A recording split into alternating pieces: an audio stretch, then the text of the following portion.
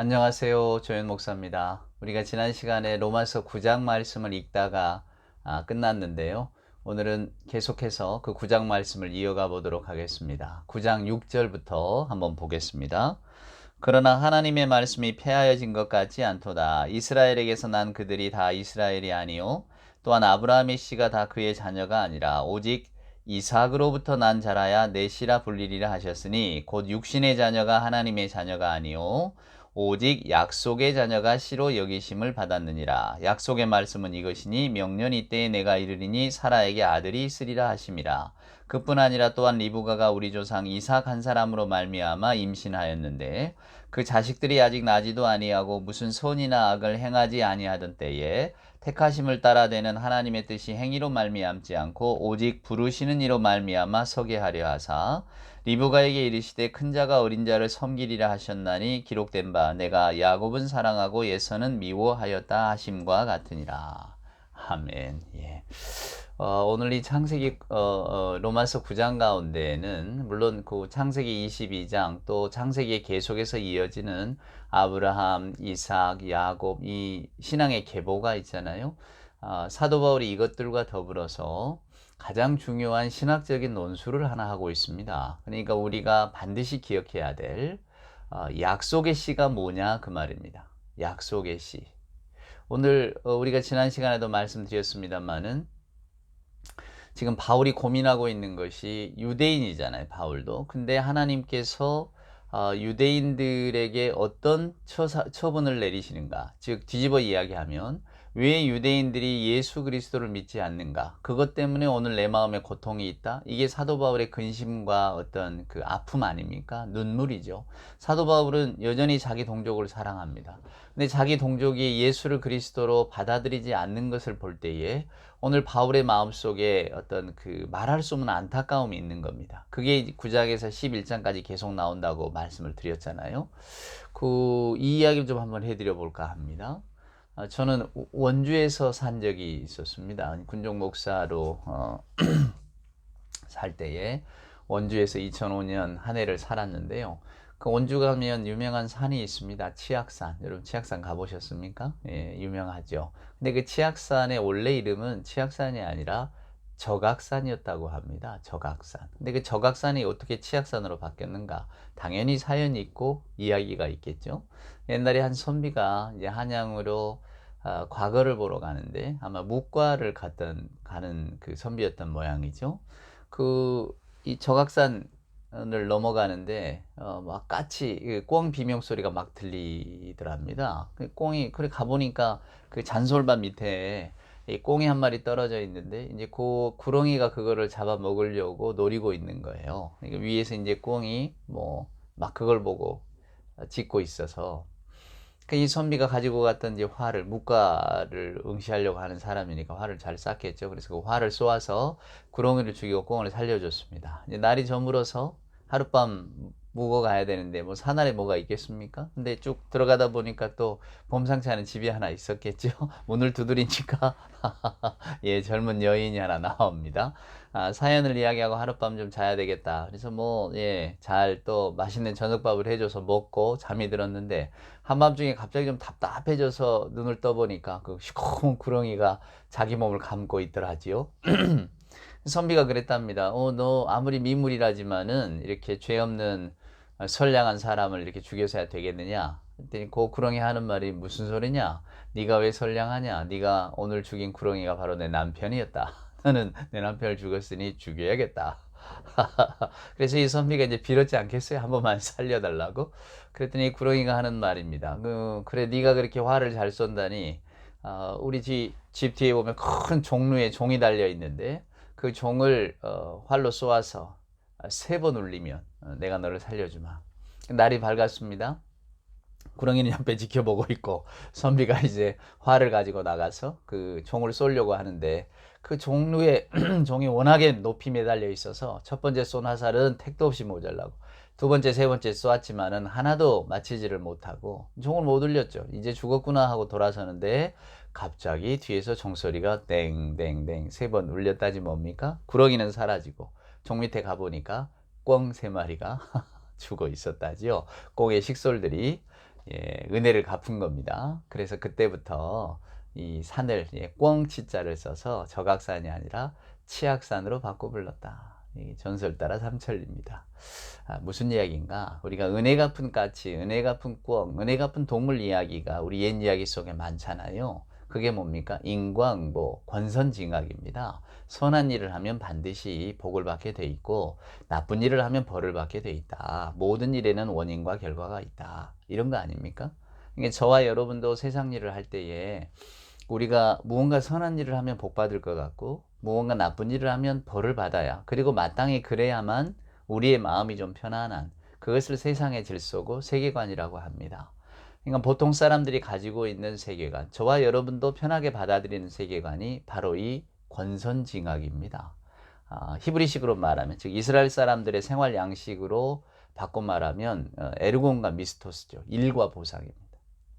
그러니까 무언가 일을 해서 무언가 내가 합당한 일을 했을 때에 내게 돌아오는 것, 그것이 마땅한 거 아닙니까? 우리도 마찬가지죠. 열심히 일한 사람, 뭐 돈을 벌거나 사회에서 성공을 하고, 노는 사람, 뭐 안 한 사람, 뭐 게으른 사람, 별로 이렇게 좋지 못한 인생을 사는 것, 이것이 우리가 받아들이기 편한 것 아닙니까?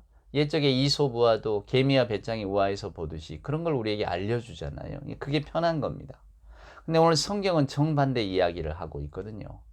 바울은 그것을 어떻게 풀어가고 있는가? 자, 유대인들 생각 속에서는 유대인들은 하나님의 선택을 받은 민족입니다. 그래서 하나님께서 할례라고 하는 징표도 주셨고 또 율법을 주셨단 말이에요. 그러니까 그걸 지키며 살아왔습니다. 그리고 그걸 지키려고 애를 썼어요. 그걸 민족의 전통으로 붙들었단 말입니다. 왜? 하나님의 백성이니까, 우리는. 하나님이 우리를 구원하시니까. 근데 사도 바울이 예수님의 십자가 사건을 들면서 정반대 이야기를 하고 있잖아요. 아니란 말이에요. 하나님의 은혜와 사랑은 꼭 우리 유대인들에게만 있는 게 아니고, 하나님은 우리만을 구원하시는 게 아니라 무조건적으로 하나님의 긍휼과 사랑을 온 세상, 하나님이 세상을 이처럼 사랑하사 독생자를 주셨으니 모든 사람을 구원하기 위한 그 구원의 방편으로 예수 그리스도를 이 땅에 보내주시고, 예수를 통해서 모두에게 죄사함의 은총이 베풀어지는 그런 사랑을 베푸셨단 말이에요. 바울도 맨 처음에는 여기에 반발을 했죠. 그래서 스데반도 잡아 죽이고 예수라고 하는 이 이단자를 믿는 유대인들을 내가 책임지고 징벌하리라 앞장서 나섰단 말입니다. 근데 다메섹 도상에서 예수님을 만나는 경험을 하고 나서 바울이 바뀌었단 말이에요. 하나님의 은혜가 이게 아니었구나. 그리고는 이제 자기 유대의 이제껏 자기가 믿어왔던 어떤 신앙들, 그 믿음의 전통들을 다시 바라보게 된 겁니다. 전혀 엉뚱한 결과가 나오는 거죠. 그게 뭐냐? 하나님께서 유대인을 선택하셨다고 해서, 즉 아브라함의 계보를 통해서 아브라함을 조상으로 두고 그 이제 아브라함, 이삭, 야곱으로 이어지는 그 모든 유대인들을 그러면 하나님께서 다 구원의 백성으로 선택하셨는가? 아니라는 거예요. 하나님은 혈통적 이스라엘을 구원 백성으로 택하신 게 아니라고 하는 것을 오늘 사도 바울은 알게 되었다, 그 말입니다. 그래서 오늘 길게 이제 9장에서 11장까지 그 이야기를 하고 있는 겁니다. 9장의 첫 부분에 무슨 이야기를 합니까? 내가 마음속에 큰 고통이 있다고. 우리 유대인들이, 내 민족이, 내 동족이 예수를 그리스도로 받아들이지 않는다고. 그러면 그 길은 멸망인데 빨리 하루속히 이걸 돌이켜야 되는데 유대인들이 돌이키지 않으려고 한다. 그래 내가 마음이 너무 속상하다. 지금 이러는 겁니다. 근데 유대인들이 쉽게 돌아서겠습니까? 다 바울 같은 열심파들이었는데 말입니다. 사도 바울도 그리스도를 만나기 전까지는 그리스도를 죽이려고 하는 그게 앞잡이 노릇을 했잖아요. 오히려 선동가였잖아요. 앞에 나서는 행동가였잖아요. 근데 그 생각을 바꿨단 말입니다. 그리스도를 만나고. 이게 쉽지 않은 겁니다. 제가 지난 시간에 미국의 흑백 갈등 이야기도 했습니다만은 미국이 원래 청교도가 세운 나라들 아닙니까? 그러니까 기독교 신앙이 바탕인데 그때 당시에 기독교 신앙, 그들이 공유했던 기독교 신앙은 분명히 피부 색깔에 따라서 인간은 차별이 있다는 것을, 그것이 신앙적인 고백이었다, 그 말이에요. 왜 노아의 자손들 갈라지는 거 우리가 성경에서 보잖아요. 그러니까 분명히 백인은, 하얀 피부는 까만 피부보다는 더 우월한 민족이고 까만 피부는 당연히 섬기게 돼 있다. 그러니까 노예나 종 같은 삶을 살아도 마땅하다. 이렇게 생각했단 말이에요. 이게 그들의 신학적인 고백이었습니다. 근데 그게 아니라고 하니까 받아들이기가 어려운 거예요. 지금 우리 시선으로 보면은, 야, 그래도 어떻게 신앙인들이 저렇게 하나님이 창조하신 저 귀한 인간들, 우리 똑같은 존중과 생명을 주신 사람들을 누구는 노예로 삼고 저렇게 할 수 있는가? 이렇게 생각하지만은 그때 당시에 사람들의 생각 속에는 그게 아니었단 말이에요. 오히려 흑인과 백인이 이렇게 구분되어지는 것이 성경상으로 맞는 일이라고 고백했다니까요. 그러니까 그걸 바꾸기가 힘든 거예요, 여러분. 오늘 바울이 지금 그 이야기를 하고 있는 겁니다. 지금 오늘날에 와서야 우리가 그건 잘못됐고 성경의 해석도 잘못됐고 원래 하나님의 뜻은 그게 아니고 이걸 알기 때문에 우리는 아무렇지 않게 받아들이지만은 그때 당시 그들에게는 그게 받아들일 수 있는 문제가 아니다 그 말입니다. 오늘 유대인들의 입장도 마찬가지예요. 하나님의 선택이라고 하는 그 영광, 자기들이 받은 영광이 있잖아요. 그러면 그 반대급부로는 하나님의 버림을 받은 무수히 많은 어떤 그 사람들이 있었을 거 아닙니까? 민족들이. 그들과 비해서 자기들이 받는 영광과 특권이 컸단 말이에요. 그걸 자부심으로 알고 살아왔습니다. 그게 그들에게 있어서는 하나님의 선물이었어요. 아브라함을 선택해서 언약을 맺었고 그 언약의 징표로 할례를 했고 그 다음에 신의 산에서 언약 체결을 했고 율법을 받았고 하나님이 이스라엘 민족을 특별하게 구별하셨고 그러니까 유대 민족은 독특한 선민의식이 있을 수밖에 없다 그 말입니다. 근데 예수를 통한 모든 일을 위한 구원의 은총, 이게 말이 안 되는 거죠. 하나님은 유대 민족만을 선택하셔야 되는데 아니 왜 이방인들까지도 구원하신단 말이에요? 그럼 그동안에 우리가 믿어왔던 하나님은 뭡니까? 나사렛 예수를 통해서 하나님의 구원의 문이 다 열렸다고요? 아이 택도 없는 소리다 그 말입니다. 하나님, 우리들의 하나님, 하나님의 구원 오직 유대인에게만. 하나님의 뜻이 바뀌었다고? 그거 어딨냐 그 말이에요. 유대인들이 받아들일 수가 없잖아요. 그래서 오늘 사도 바울이 그 이야기를 길게 하고 있는 겁니다. 바울은 그리스도를 통해서 예수를 통해서 구약의 성경을 다시 보자 그 말입니다. 십자가 복음이라는 게 뭔가를 우리가 깨닫고 그것이 하나님의 뜻이었다면 애초에 하나님의 뜻이 어떤 것이었던가를 보자 그 말이에요. 애초에 바울도 극렬한 유대주의자였잖아요. 유대민족 최고 아니었습니까? 지금 바울이 그런 논증을 하고 있는 겁니다. 한번 보셔요. 이스라엘에게서 난 그들이 다 이스라엘이 아니다. 또한 아브라함의 씨가 다 그의 자녀가 아니다. 오직 이삭으로부터 난 자라야 내 씨다. 육신의 자녀가 하나님의 자녀가 아니오 오직 약속의 자녀가 씨로 여기심을 받았다. 무슨 말인가요? 아브라함에는 분명히 자녀가 있습니다. 그게 뭡니까? 이스마엘이 있었잖아요. 하지만 하나님의 약속은, 하나님의 선택은 이삭이었다 그 말입니다. 이삭에게도 두 자녀가 있습니다. 에서와 야곱. 그러나 하나님의 선택은 야곱이다 그 말이에요. 오늘 바울이 이런 이야기를 합니다.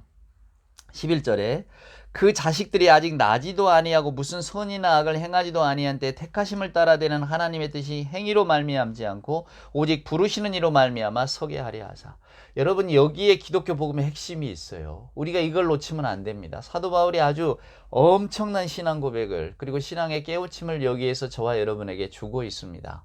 그들이 태어나기도 전에 무슨 선과 악에 따라 구분하는 게 아니고 무슨 말입니까? 하나님의 구원의 역사는 여러분 사람의 행위 따라 가는 게 아니다 그 말이에요. 아까 제가 치악산 전설 이야기했듯이 우리들의 생각 속에는 인과응보가 마땅합니다. 뭔가를 했을 때 그러니까 유대 민족들은 우리는 애초부터 하나님과 언약을 했고 하나님의 율법을 지키려고 애를 썼고 그것 때문에 때로 고통도 받았고 그런 우리에게 복을 주셔야지. 아니 전혀 율법도 모르고 하나님도 모르고 역사적으로 하나님을 섬기지도 아니한 예배하지도 아니한 저 이방인들에게 구원의 은총이 값없이 베풀어진다는 거 이거 우리가 받아들일 수 있겠습니까? 우리 정서상 받아들이기가 어려운 거예요. 뭔가 일을 해야 되잖아요. 그래야 보상을 받아야 되는데 그게 아니라고 하니까 속상한 거 아닙니까? 여러분 누가복음 15장의 예수님의 비유를 보세요. 둘째 아들 큰아들 비유를 통해서 예수님이 저와 여러분에게 들려주신 하나님 나라의 단순한 진리는 뭡니까? 하나님께서 어떻게 마음을 품고 계시느냐 이게 중요한 거지. 사람이 무엇을 하고 뭔가 우리가 가지고 있는 걸 가지고 우리의 자질을 가지고 우리의 노력을 가지고 하나님의 마음에 합한 자가 되는 것은 불가능하다는 것을 우리에게 들려주고 있잖아요. 오늘 사도 바울이 이야기하는 게 그겁니다. 그가 극단적으로 왜 하나님께서 에서가 아니라 야곱을 택하셨는가? 우리는 생각하기 쉽습니다. 야곱의 마음자리가 선했겠죠. 야곱이 어린 시절부터 하나님을 잘 섬겼겠지. 에서는 어려서부터 밖으로 나가고 도저히 에서의 마음자리는 하나님을 섬길 만한 마음이 없었겠지. 에서는 하나님의 마음에 합당한 품성을 가지지 못했겠지. 이렇게 생각하고 싶어 한단 말이에요. 근데 오늘 바울은 그게 아니라고 말합니다. 그들이 태어나기도 전에 그들의 행동과 행위나 이런 것과는 무관하게 하나님께서 그냥 야곱을 사랑하시고 에서는 미워하셨다. 그 말은 뭡니까? 야곱을 선택하셨다. 그 말이에요. 그 말이 무슨 말입니까? 계속해서 이어지는 이야기. 혈통의 이스라엘이 아니고 하나님께서 선택하신 약속의 자녀. 그 말의 이면은 뭐가 있습니까? 결국 달리 말하면 이것은 하나님께서 주권적으로 행하신 일입니다. 이것은 하나님께서 자신의 의지를 가지고 하나님이 하시는 일입니다. 우리가 지금 여기에 대해서 왈부할 일이 아니다 그 말입니다. 그러니까 약속의 자녀라고 하는 것을 우리 이스라엘 백성들은 그걸 믿고 있었단 말이에요. 육신의 혈통, 육신의 자녀가 하나님의 자녀이지 이 생각했는데 오늘 사도 바울은 천만에 육신의 자녀가 중요한 게 아니라 약속의 자녀입니다. 그럼 이 약속의 자녀가 뭐냐 그 말이에요. 약속의 자녀는 하나님의 주권적인 의지에 있는 겁니다. 무슨 말입니까? 인간의 행동에 따라서 하나님의 선택이 달라지는 게 아니라 어차피 칼자루를 쥔 쪽은 우리 하나님이시다 그 말입니다.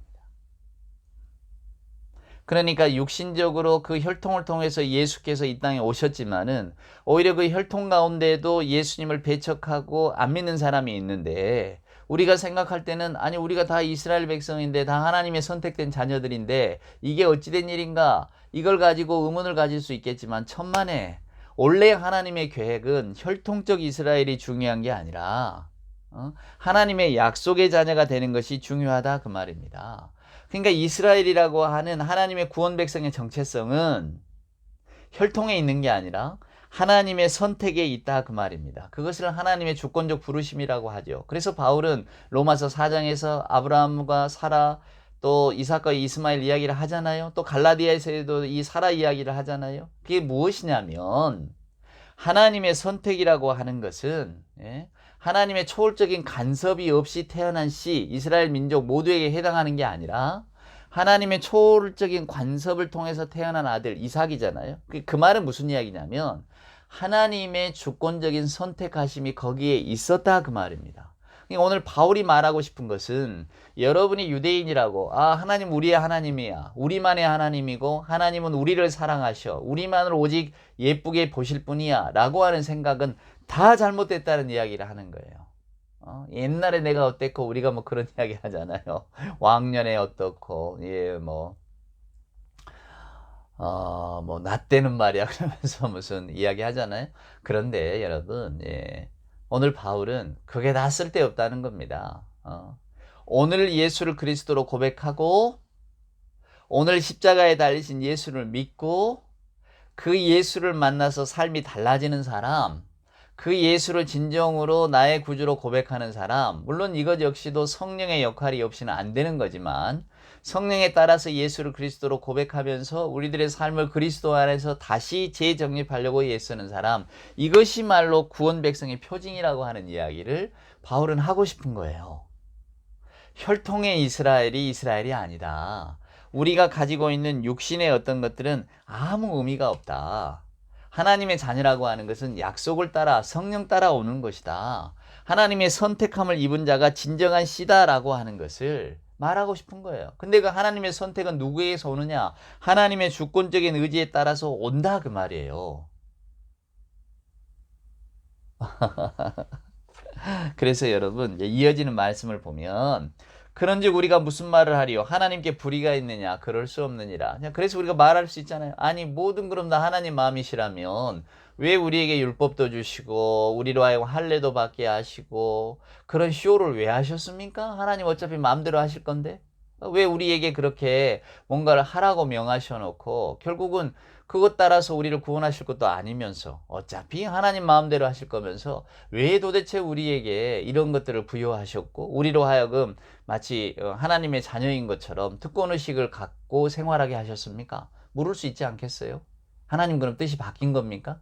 옛날에는 우리를 사랑하신다고 해놓고 지금 지내보니까 하나님 뜻이 마치 사람 마음처럼 바뀌신 거예요? 우리를 후계자로 여겼더니 별로 마음에 안 드니까 이제 후계자로 바꾸시겠다는 겁니까? 우리가 이렇게 이야기할 수 있잖아요. 그런 마음이 있을 수 있잖아요. 이게 바울이 이야기합니다. 하나님께 불의가 있을 수 있느냐? 그럴 수 없느니라. 15절 보세요. 모세에게 이르시되 내가 긍휼히 여길 자를 긍휼히 여기고 불쌍히 여길 자를 불쌍히 여기리라 하셨으니 그런즉 원하는 자로 말미암음도 아니요 다른 박질하는 자로 말미암음도 아니요 오직 긍휼히 여기시는 하나님으로 말미암음이니라. 아멘. 무슨 이야기입니까? 오직 긍휼히 여기시는 하나님으로부터 말미암음이니라. 이 모든 것은 하나님의 주권적 자유에 따라서 결정되는 것이다 그 말입니다. 우리가 인간적 차원에서 하나님께 호소할 수 있죠. 하나님, 이게 우리 마음에 합하지가 않습니다. 인과응보, 원인이 있어야 결과가 있고, 예수님이 있으면 보상이 있어야죠. 일과 보상이 있어야 되는 거 아닙니까? 그래야 우리 마음에 합한 거 아닙니까? 근데 뭐든 다 하나님 마음대로 하십니까? 열심히 뭐 일하지 않은 사람, 뭐 안 한 사람, 평생 하나님의 이름을 부르지 않은 사람도 우리와 똑같이 대우하신다고요? 이거 부당한 처사입니다.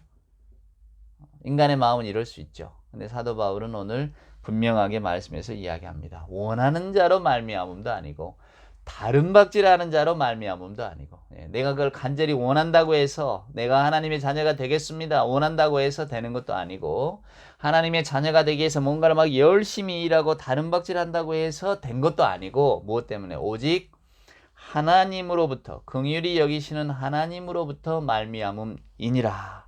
뭘 강조합니까? 하나님의 주권적인 자유적인 주권적인 의지만이 가장 중요하다는 거예요.